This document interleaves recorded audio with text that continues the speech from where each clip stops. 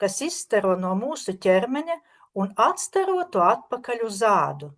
Šī atstarotā gaisma uzbudina receptorus uz mūsu ādas un aktivizē bioloģiskos procesus organismā, piemēram, D vitamīna ražošanu, kad mūsu organisms saņem saules gaismu.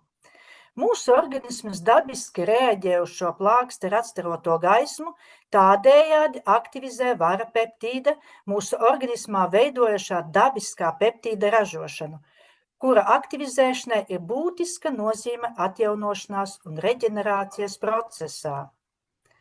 X39 ir paredzēts vara peptīda CKQ līmeņa paaugstināšanai.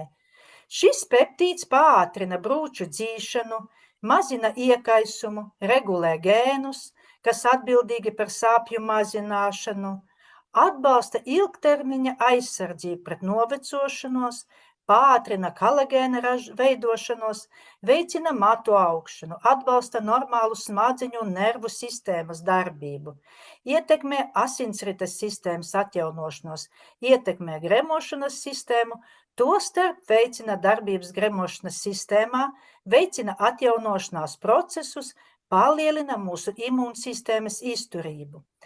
Vara peptīds, kas dabiski veidojas mūsu organismā, sāk samazināties pēc 30 gadu vecuma un praktiski izzūd līdz 60 gadu vecumam.